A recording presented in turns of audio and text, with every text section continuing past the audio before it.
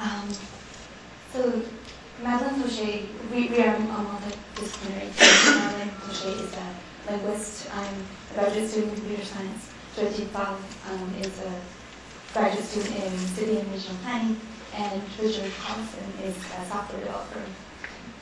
So the main goals of our project, the first is to determine whether speech technologies can play a role in providing IT access to people who don't currently have it.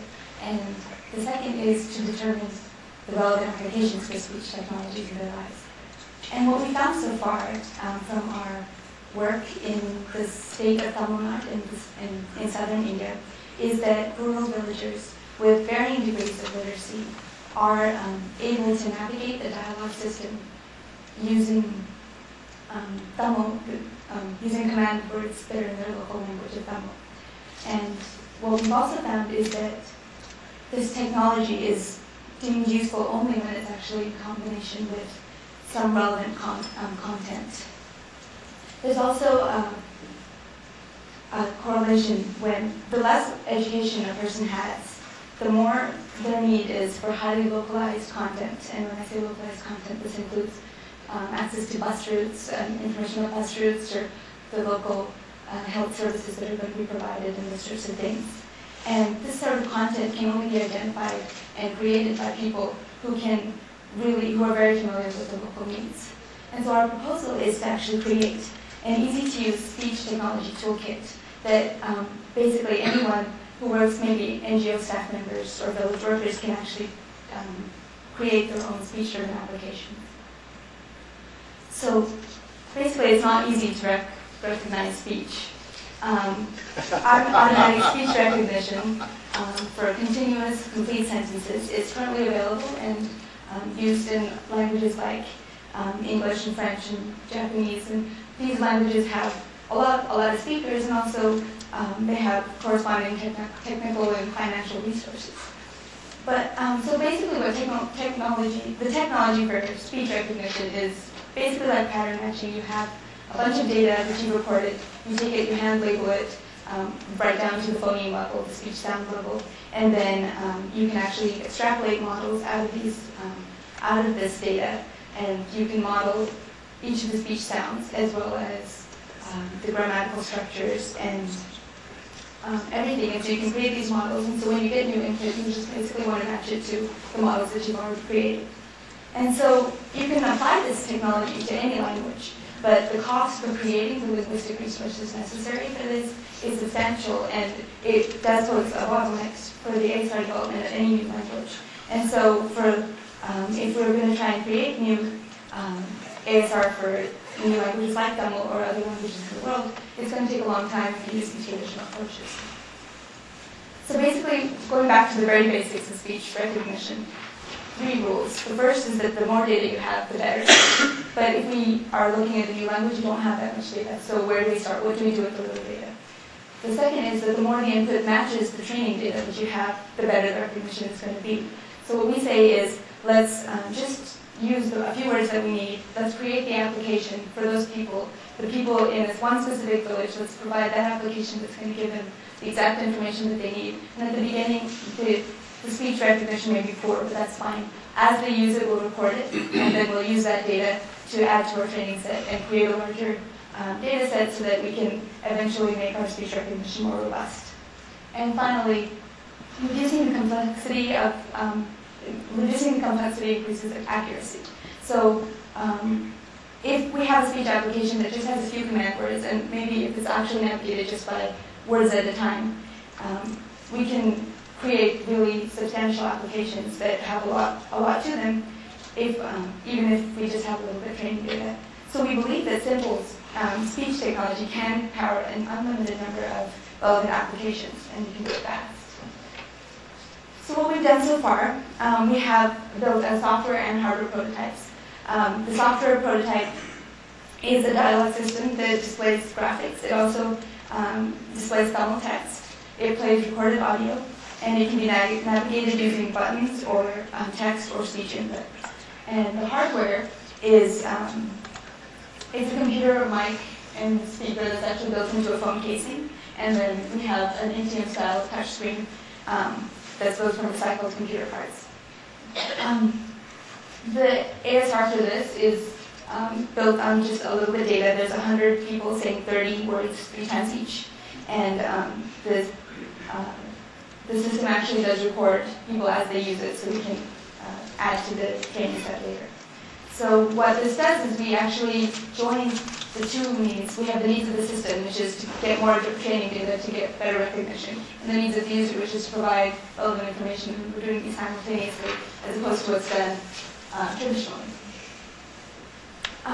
So we have connections with NGO, well-established NGO, who serves parts of Tamil Nadu in India, called the MS Swaminathan Research Foundation. And what they do is they provide services through a network of what are called village resource centers. And here's a picture of one in Samsaki. And basically it's like a 7-room building. It has 30 computers, it has internet. It's actually run by people with graduate degrees in computer science and agriculture. And then these resource centers are connected to a number of knowledge centers, village knowledge centers. And here, this particular one serves 10 in the 50-kilometer radius. And these knowledge centers have about 2 computers, a phone, and a printer, and those are completely available to the community to use, and they're run by community members.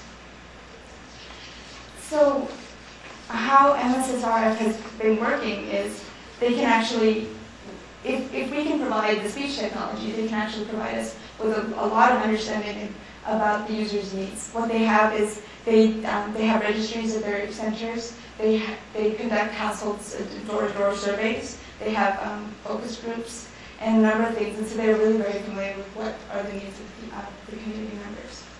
And they've used that, and they've actually created a number of things for themselves, brochures and pamphlets and websites and those sorts of things. And so we took, for a pilot, we've taken a portion of their website and ported it into this speech application prototype. And so basically how it works is the headings and subheadings become the command words, and then we speak, the Tamil text that's actually on the website is actually spoken, and then within a 10-kilometer radius of the village center, they actually took photographs to provide the illustrations. And so here's actually a picture of some of the MSSR staff members showing a focus group the new application and getting some feedback on it. And so the proposal here is to actually take these experiences that we've had with the design members, the design team members, and the people at MSSRF, and to use open source software that's actually growing in efforts to produce, to improve resource-scarce speech recognition technology, and to develop a speech technology toolkit.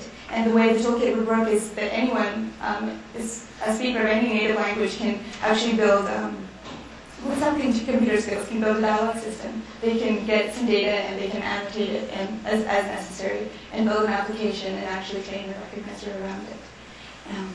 So simple, scalable speech technology promises to extend access to IT for those who can benefit from it in a lot faster ways than traditional methods might. But besides that, we believe that one of the greatest benefits for this application would be that it can help mitigate substantial challenges that are posed by dialect differences, multilingualism, or illiteracy, despite the fact that there are limited resources for these situations. So that's all.